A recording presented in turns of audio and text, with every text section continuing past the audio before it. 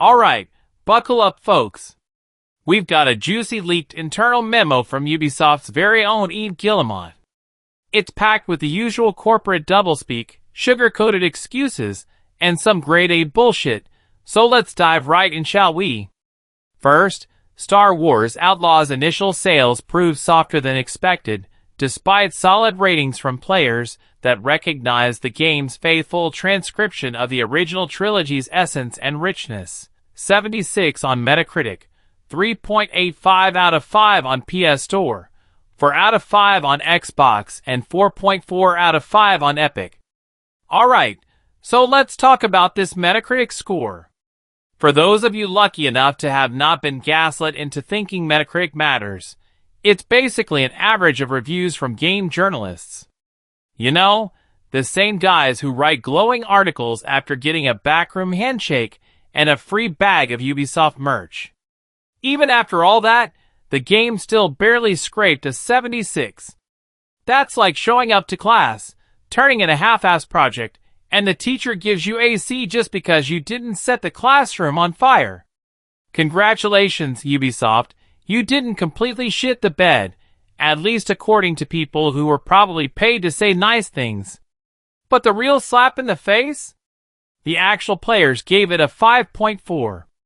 That's an F. The customers who paid for your half-baked Star Wars ripoff gave it the same grade you'd give a drunk frat bro's final exam. So, Ubisoft, in what universe is a C from bribed journalists and an F from the players considered solid? What's next? You gotta tell us the Titanic just had a soft launch into the ocean. While players praise the sense of detail and the beauty of the graphics, the effectiveness of the reputation system, and endearing characters like Nyx. Ah yes, the game looks pretty. Well, no shit, that's literally the bare minimum these days. But look at the detail, they say, as if that somehow makes up for the fact that the game's about as fun as watching paint dry. And Nyx? You're really trotting out the cute little animal psychic to distract us from your broken-ass game? That's like slapping a sticker of a puppy on a turd and calling it adorable. We didn't ask for a furry distraction, we asked for a functioning game. The development teams are already hard at work on this, focusing on save issues, stealth mechanics, more frequent quest checkpoints, and better NPC AI. Oh good, they're working on it. Just what I'd love to hear after I've already spent $70 on your buggy disaster. Save issues? NPC AI? Stealth mechanics? Gee, Ubisoft, those sound like pretty essential parts of the game. You know, the stuff you should have had working before launch. Imagine buying a car and the dealership's like, yeah, sorry, the brakes don't work yet, but we're working on it. Just roll with it for now, maybe avoid any hills. How the fuck are save files even broken in 2024? What? Did you let an intern code them after he finished up his coffee run? Consequently, we decided to delay Assassin's Creed Shadows to February 14th, 2025. The game is already playable and of high quality, and has all the features the team wanted to integrate into this ambitious experience. Oh, they delayed Assassin's Creed Shadows. Shocking. I mean, what are we really expecting here? This is Ubisoft, where delays are like their love language. But get this, it's now dropping in February, just in time for Black History Month. You know, because when I think of February, I definitely think of playing as a black samurai in a country that's having a collective aneurysm over Ubisoft rewriting its history. Like, seriously, who thought this was a good idea? Japan is pissed, Ubisoft. Pulling out of the Tokyo Game Show after trying to pass off a black samurai in feudal Japan isn't exactly helping your case either. Next time, try not to spit on an entire nation's history, maybe. And to top it off, these marketing geniuses thought, hey, let's also release a toy monument to the Nagasaki bombing. What the actual fuck? Who's in charge of this PR dumpster fire? Are they saying, buy our game or we'll bomb you again? That's a hell of a sales pitch.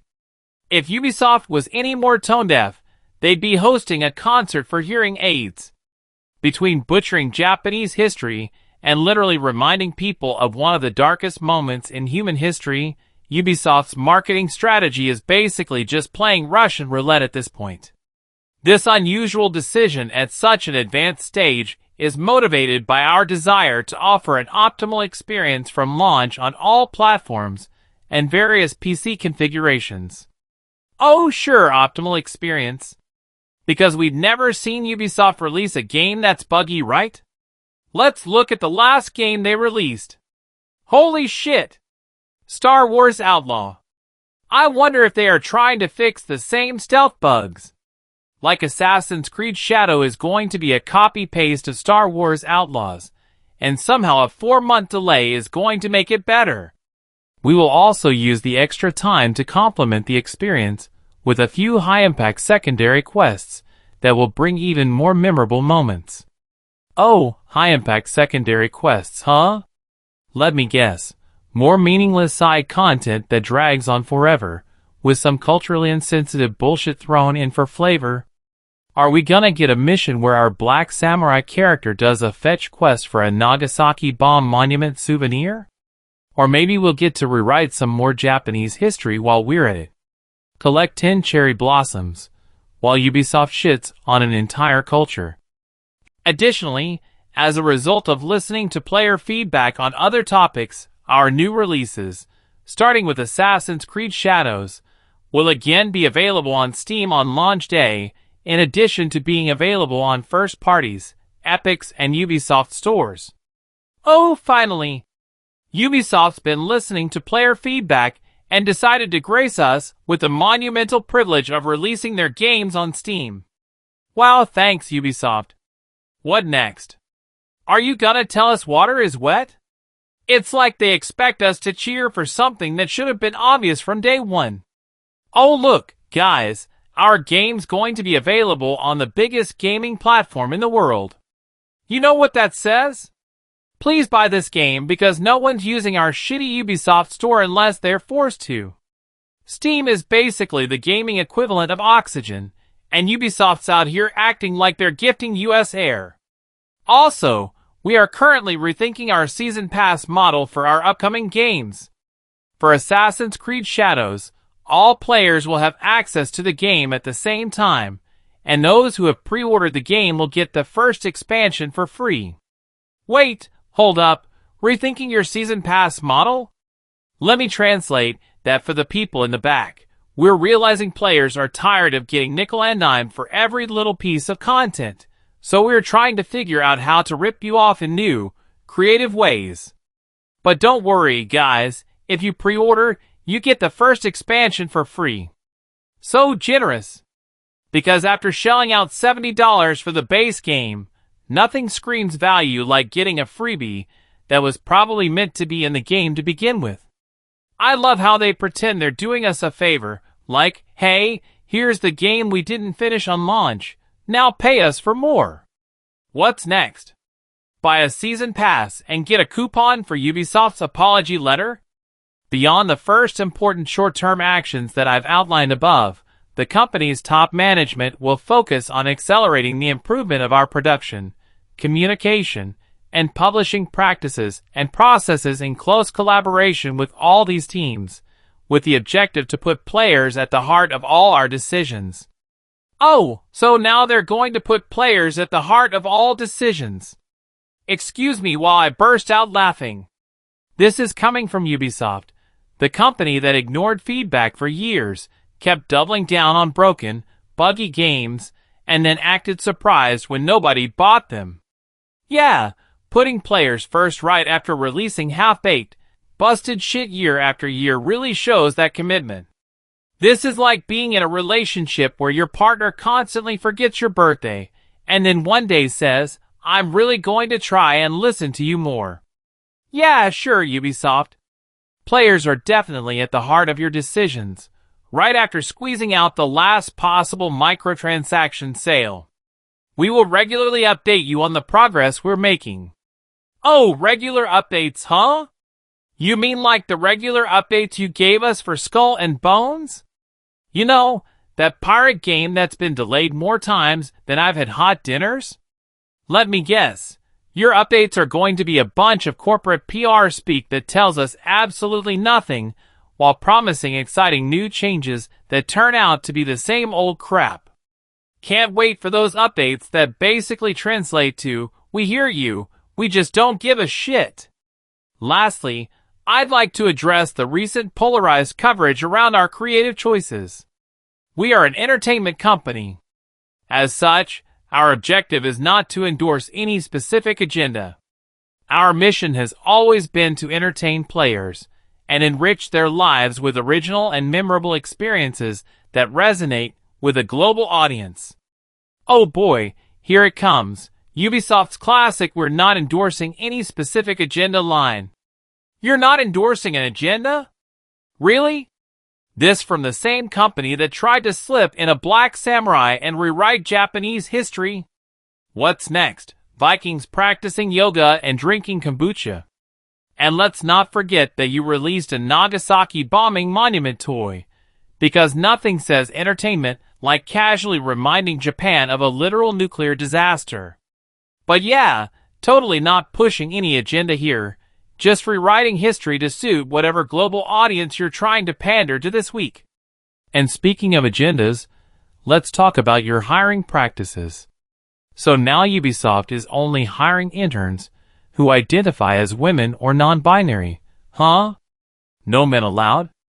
I mean, if the CEO wasn't trying to endorse any specific agenda, then it sounds like he's just trying to build his own little company harem. What a sick man. Just imagine the HR meetings. "Sorry, Chad, you don't fit the criteria for this role, but here's a participation trophy for being a dude. Better luck next time." I love how they always throw in, "We're just trying to enrich lives and entertain." Bro, your idea of entertainment is about as enriching as a fast food meal. Quick, cheap, and it gives you heartburn afterward. You're enriching players' lives alright, by making them want to punch through their monitor.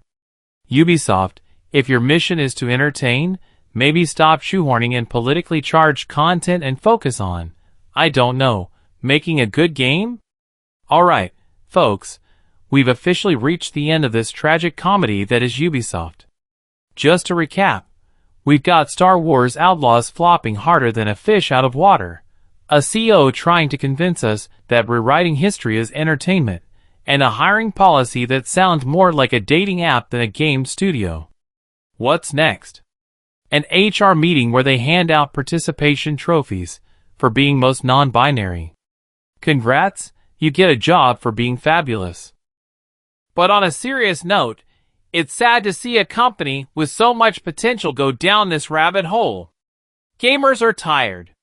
We want engaging stories, immersive worlds, and gameplay that works, not political agendas shoved down our throats. At the end of the day, it's about creating experiences that bring us together, not drive us apart. Ubisoft needs to remember that, or they're just going to keep sinking further into this pit of mediocrity. So, let's hope they get their act together before we're all stuck playing Nagasaki Bomber, the game, a title that just might become their next bestseller. Thanks for tuning in, and remember, if you're not laughing, you're not doing it right. Like and subscribe for more doses of reality, and let's hope we can actually look forward to good games in the future.